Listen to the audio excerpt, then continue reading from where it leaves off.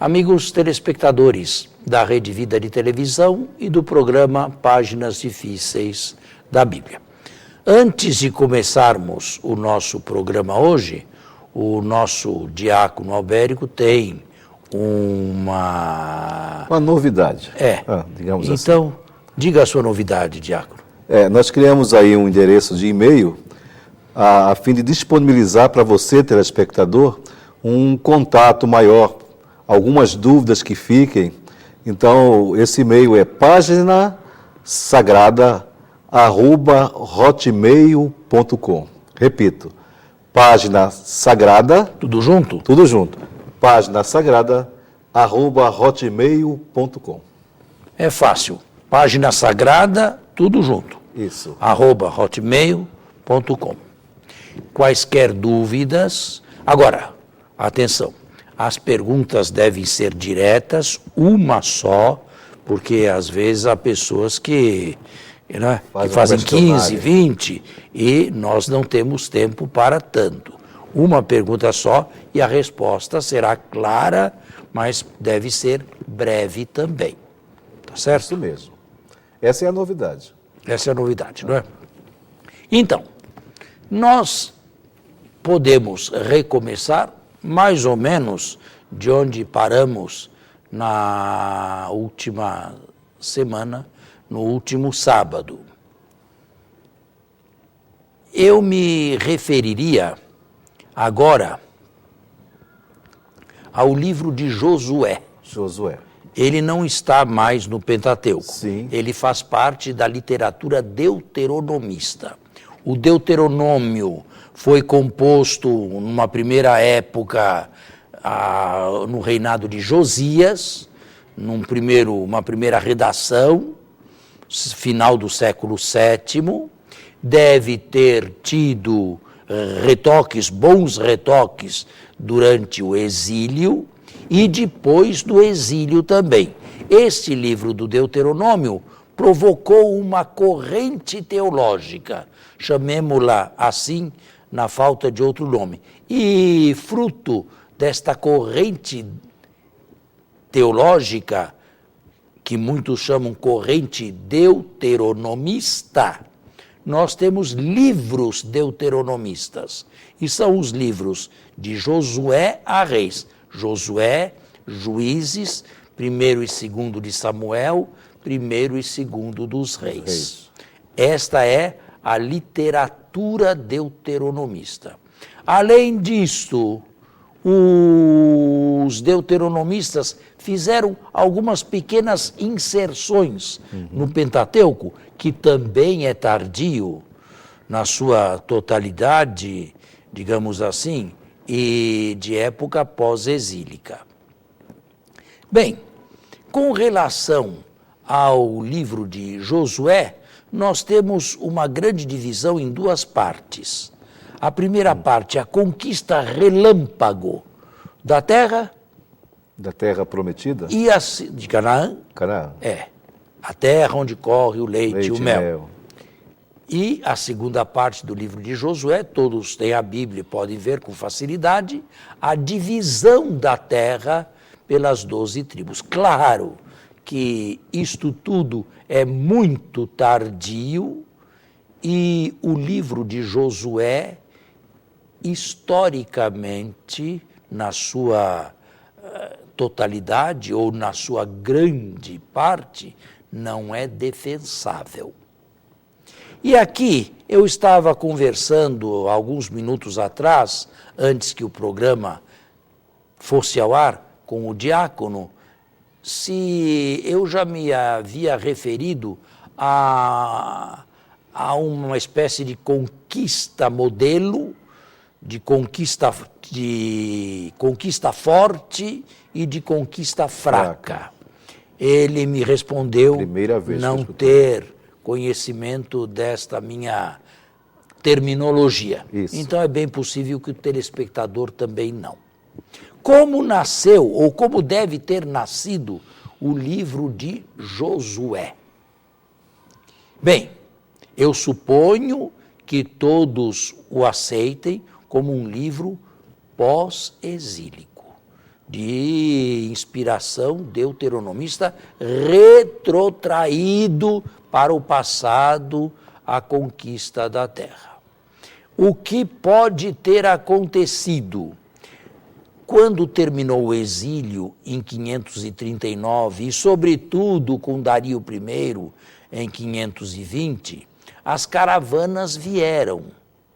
Mas, em primeiro lugar, não vieram todos os judeus, já se estava na segunda geração. Dario I era um rei persa. Persa, é. Certo. Ciro, Cambises e Dario I. Uhum.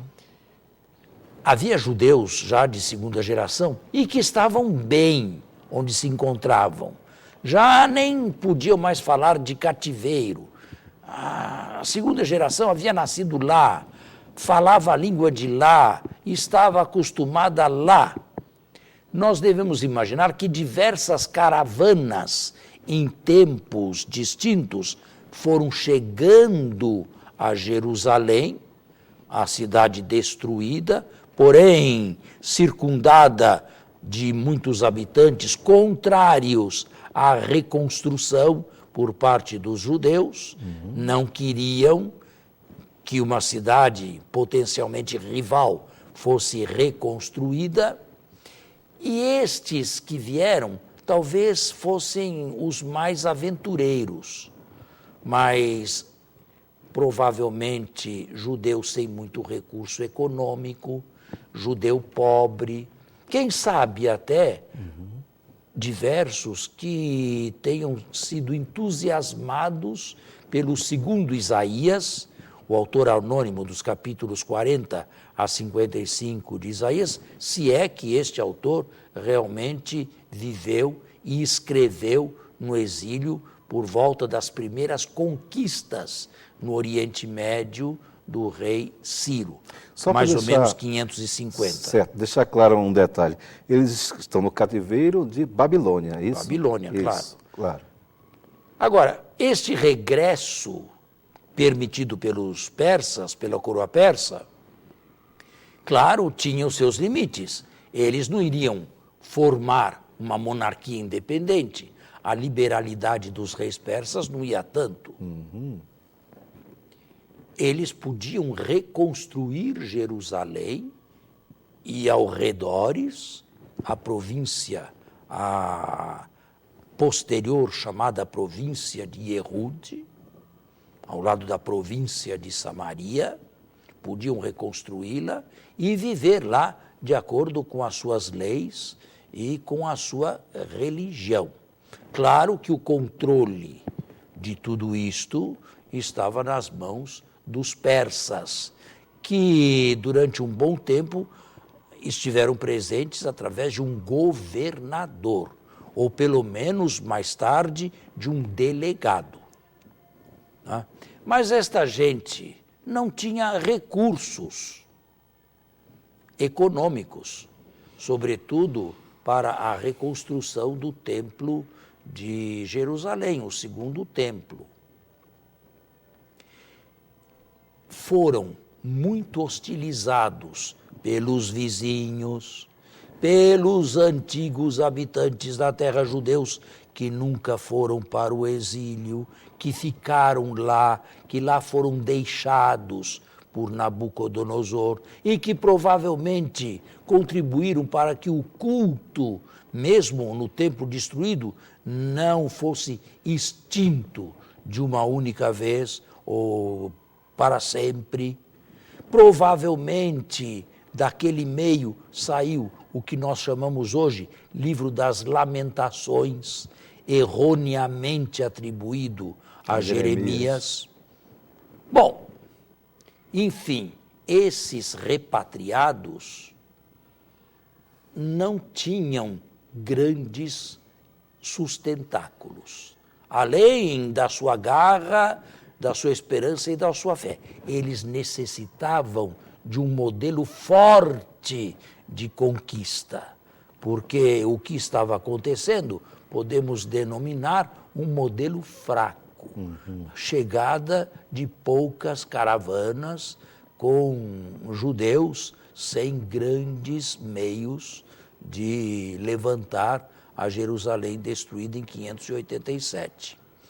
Esta necessidade de uma grande narração retrotraída para o passado e que alimentava o presente e que dava ânimo ao presente, é haver de alguns historiadores, e eu não tenho nada a dizer contra isto, o background, o pano de fundo do livro de Josué. Uma conquista relâmpago, com diversos reis capturados ou assassinados. Bem, historicamente, como é que Moisés poderia ter trazido esta gente? Eles eram um grupo misto, ali havia homens, mulheres, crianças, gente velha, não havia um exército armado. Como é que podiam invadir a terra e capturá-la da forma como vem dito no livro de Josué? Absolutamente impensável uma multidão incontrolada dessas, ou dessa.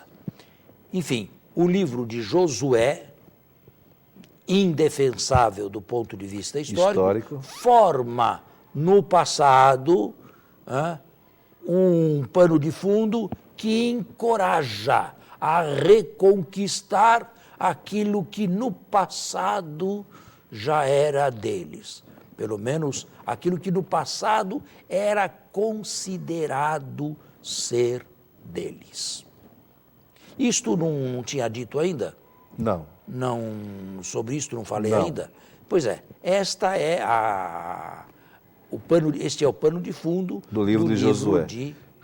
Qual o seu autor? Temos o autor? Nós vamos fazer um intervalo e a pergunta vai ser respondida na logo próxima. O senhor me fez uma pergunta com a qual terminamos. Qual o autor? Qual o autor? Tem autor, claro, desse livro? Tem autor, ou autores, Sim. mas praticamente nós não temos autoria de nenhum livro da Bíblia. De nenhum livro da Bíblia nós temos uma assinatura. Certo, mas é atribuído a alguém?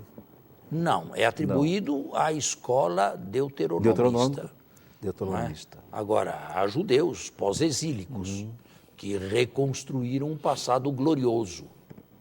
Agora, a partir de onde reconstruíram? Não a partir do zero. Sabe?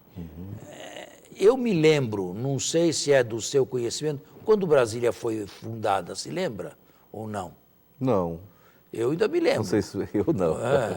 Era criança, mas me lembro da inauguração de Brasília.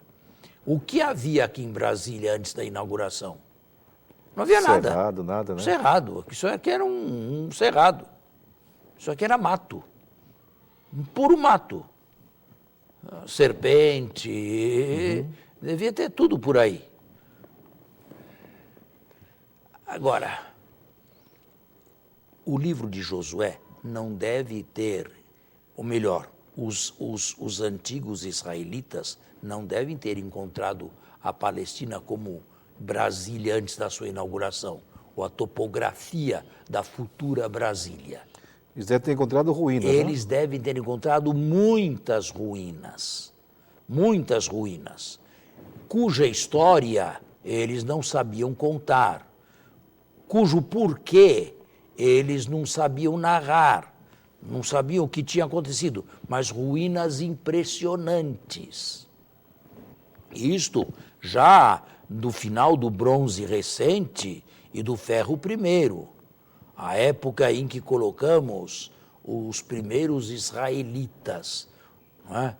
Então, essas ruínas deviam ser objeto de muitos contos, de muitas histórias.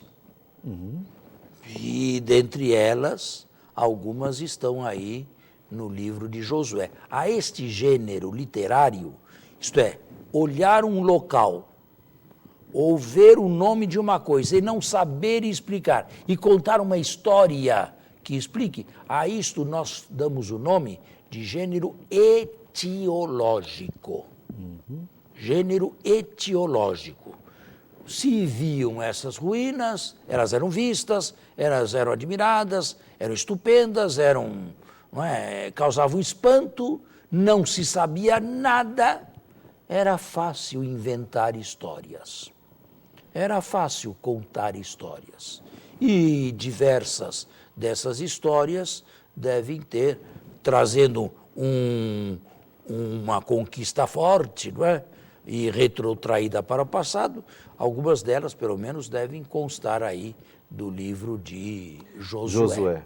E diversos reis também, passados a fio de espada ou assassinados. E vale dizer também que nesse livro se tem uma ordem de Deus de passar a fio de espada todos, homens, mulheres, crianças e até gado. Não sobra nada. Herem. Aplicar o herem, o anátema.